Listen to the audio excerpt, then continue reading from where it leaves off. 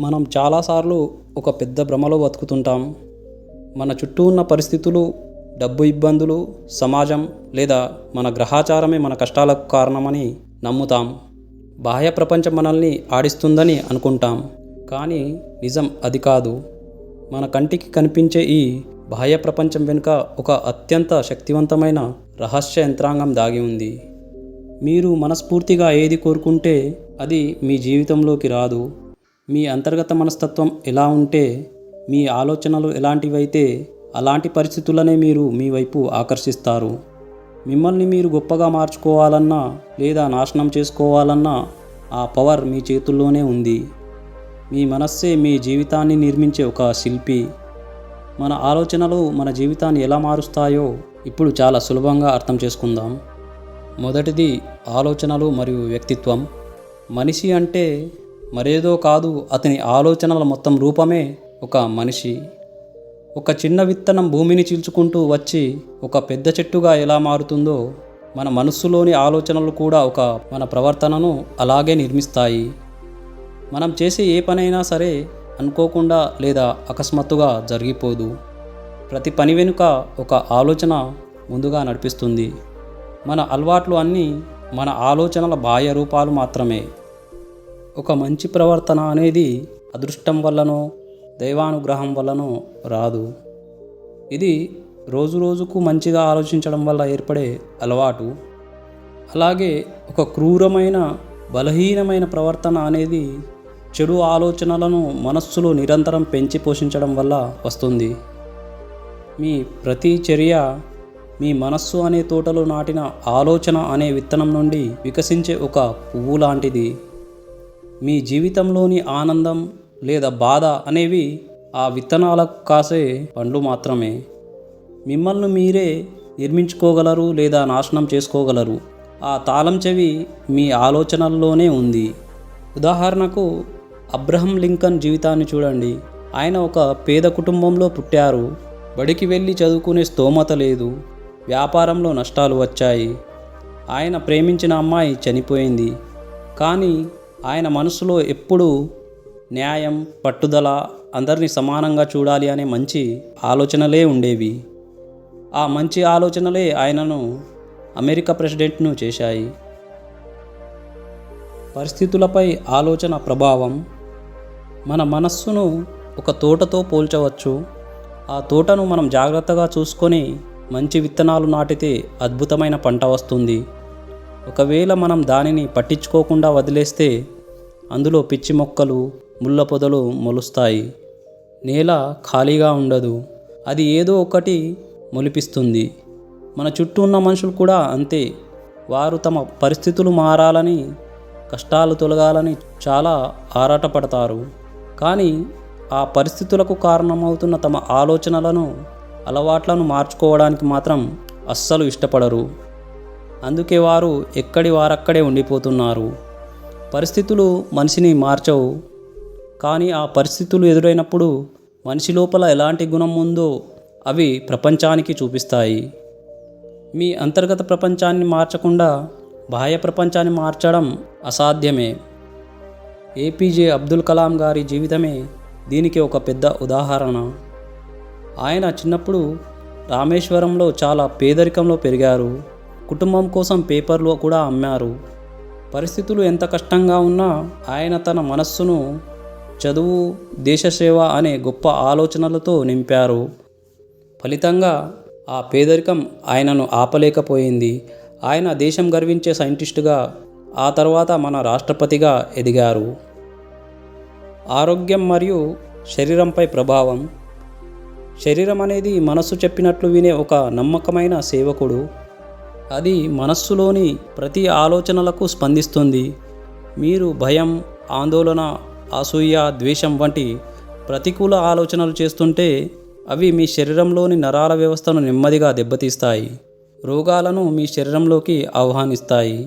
చాలామంది శారీరక రుగ్మతలకు కేవలం మందులు వాడుతుంటారు.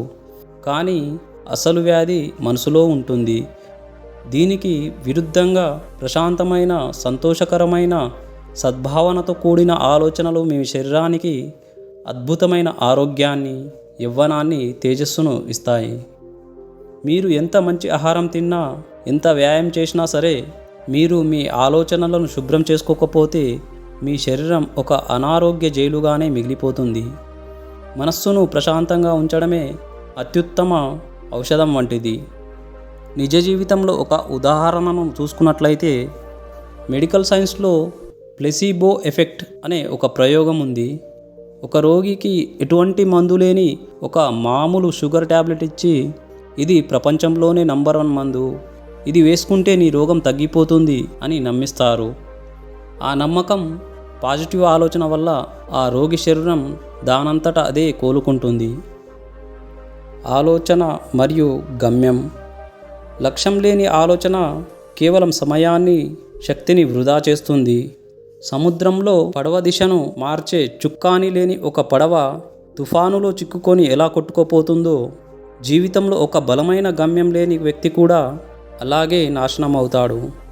వారు సులభంగా భయాలకు, రోజువారీ చిన్న చిన్న ఆందోళనలకు, ఆత్మాన్యూన్యత భావానికి లోనవుతారు. విజయం సాధించాలన్నా, జీవితానికి ఒక అర్థం ఉండాలన్నా, మీ ఆలోచనకు ఒక స్పష్టమైన ఆశయాన్ని లేదా లక్ష్యాన్ని జోడించాలి. ఆ గమ్యాన్నే మీ మానసిక ప్రపంచానికి కేంద్ర బిందువుగా మార్చుకోవాలి. ఆ లక్ష్యాన్ని సాధించే క్రమంలో మీరు పదే పదే విఫలమైనా సరే పర్వాలేదు. ఎందుకంటే ఆ ప్రయత్నంలో మీ మనస్సు పొందే క్రమశిక్షణ, మీ వ్యక్తిత్వం పొందే బలమే మీ నిజమైన విజయం. లక్ష్యమే మీ ఆలోచనలకు నడక నేర్పిస్తుంది. దీనికి సంబంధించి ఒక నిజ జీవిత ఉదాహరణ చూసుకున్నట్టయితే, అరుణిమా సింహ అనే అమ్మాయిని కొందరు దొంగలు నడుస్తున్న ట్రైన్లో నుంచి బయటకు తోసేశారు. ఆ ప్రమాదంలో ఆమె ఒక కాలు కోల్పోయింది. హాస్పిటల్ బెడ్పై కాలు లేకుండా పడుకున్నప్పుడే ఆమె, నేను ప్రపంచంలోనే ఎత్తైన ఎవరెస్ట్ పర్వతం ఎక్కాలి అని ఒక బలమైన లక్ష్యాన్ని పెట్టుకుంది. ఆ లక్ష్యమే ఆమె ఆలోచనలకు అపారమైన శక్తిని ఇచ్చింది. చివరకు ఆమె అతికించిన జైపూర్ కాలితోనే ఎవరెస్ట్ ఎక్కి రికార్డు సృష్టించింది. విజయ సాధనలో ఆలోచనల పాత్ర. ఈ ప్రపంచంలో నిర్మించబడిన ప్రతి సామ్రాజ్యం, కనుగొనబడిన ప్రతి శాస్త్రం, సాధించిన ప్రతి అద్భుతం మొదట ఒక ఆలోచన రూపంలోనే పుట్టాయి. మనిషి సాధించే ప్రతి విజయం, ఎదుర్కొనే ప్రతి ఓటమి అతని సొంత ఆలోచనల యొక్క ప్రత్యక్ష ఫలితమే అవి. ఇతరులు మిమ్మల్ని తొక్కేస్తున్నారని లేదా పరిస్థితులు సహకరించడం లేదని అనుకోవడం తప్పు. మీ బలహీనతకు మీరే బాధ్యులు. మీ ఎదుగుదలకు మీరే శిల్పి. మీరు పైకి ఎదగాలంటే మొదటగా మీ ఆలోచనలను ఉన్నతంగా మార్చుకోవాలి. తక్కువ సాధించాలనుకునేవారు తక్కువ త్యాగం చేస్తే సరిపోతుంది. కానీ గొప్ప విజయాలు సాధించుకోవాలనుకునేవారు తన చెడు ఆలోచనలను, బద్ధకాన్ని, తాత్కాలిక సుఖాలను ఎక్కువగా త్యాగం చేయాలి. ఈ విశ్వం ఎప్పుడూ లోబులకో, కేవలం కోరికలు కోరుకునే వారికో సహకరించదు. అది కేవలం క్రమశిక్షణతో శ్రమించే నీతిమంతులకు మాత్రమే సహకరిస్తుంది. నిజ జీవితంలో ఒక ఉదాహరణను చూసుకున్నట్లయితే, బల్బు కనిపెట్టిన థామస్ ఆల్వా ఎడిసన్ జీవితాన్ని చూడండి.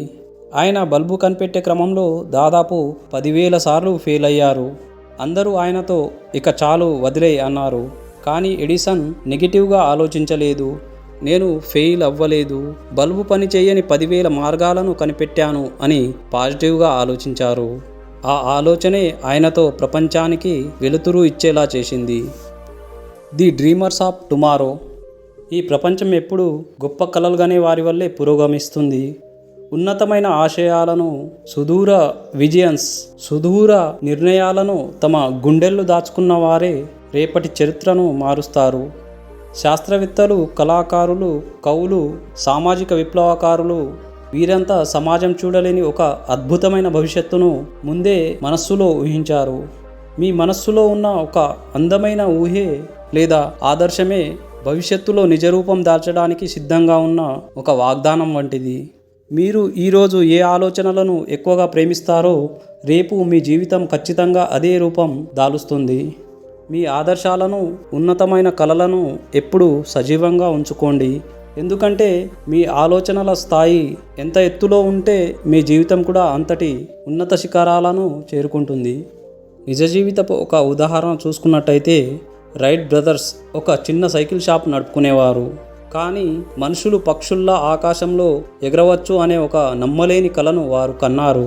అప్పట్లో అందరూ వారిని చూసి నవ్వారు, అది అసాధ్యం అన్నారు. కానీ వారు తమ కలలను వదల్లేదు. రాత్రి పగలు దాని గురించే ఆలోచించారు, కష్టపడ్డారు. వారి కల నిజం అవ్వడం వల్లే ఈరోజు మనం విమానాల్లో ప్రయాణించగలుగుతున్నాం. ప్రశాంతత. మనస్సును నిశ్చలంగా ప్రశాంతంగా ఉంచుకోవడం అనేది మనిషి జ్ఞానానికి లభించే అత్యుత్తమ ఆభరణం లాంటిది. ఇది సుదీర్ఘమైన సెల్ఫ్ కంట్రోల్ మరియు నిరంతర సాధన ద్వారా మాత్రమే సాధ్యమవుతుంది. ఒక ప్రశాంతమైన వ్యక్తి జీవితంలో ఎలాంటి తుఫానులు వచ్చినా, కష్టాలు ఎదురైనా చలించడు. ఎందుకంటే తనను తాను ఎలా నియంత్రించుకోవాలో అతనికి తెలుసు. పరిస్థితులు ఎలా ఉన్నా అతను ప్రశాంతంగా వ్యాపారం చేయగలడు, సరైన నిర్ణయాలు తీసుకోగలడు.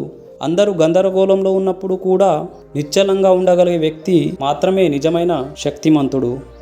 ఓ నిరాశలో ఉన్న మానవుడా, నీ ఆత్మ అనే పడవలో నిజమైన యజమాని అయిన జ్ఞానం కూర్చొని ఉన్నాడు. అతను కేవలం నిద్రిస్తున్నాడు. మీ ఆలోచనలను మీ అదుపులో తీసుకోండి. స్వీయ నియంత్రణే నిజమైన బలం. సరైన ఆలోచనే శ్రేష్టత, మనశ్శాంతే పరమశక్తి వంటివి. దీనికి సంబంధించి నిజ జీవితపు ఉదాహరణ చూసుకున్నట్టయితే మన ఎంఎస్ ధోనిని మనం ఎందుకు కెప్టెన్ కూల్ అంటాం? ఎందుకంటే మ్యాచ్ లాస్ట్ ఓవర్లో ఉన్నప్పుడు తీవ్రమైన టెన్షన్ ఉంటుంది. స్టేడియంలో లక్షలాది మంది అరుస్తూ ఉంటారు. గెలుస్తామో ఓడుతామో తెలియదు. అలాంటి టైంలో కూడా ధోని చాలా ప్రశాంతంగా ఉంటారు. ఆ కూల్నెస్ వల్లే ఆయన కరెక్ట్ నిర్ణయాలు తీసుకోగలుగుతారు. ఈ ప్రశాంతత అనే మంచి అలవాటే ధోనిని ఇండియాకి ఎన్నో కప్పులు తెచ్చి పెట్టేలా చేసింది. మనస్సులో ఎలా ఆలోచిస్తారో అలానే తయారవుతారు. ఇది పుస్తకంలోని మాట మాత్రమే కాదు, ఇది ప్రకృతి నియమం. మీ ఆలోచనలను మార్చండి, మీ జీవితం దానంతట అదే మారుతుంది. ఆ మార్చుకునే తాళం చెవి మీ చేతుల్లోనే ఉంది. Thank you.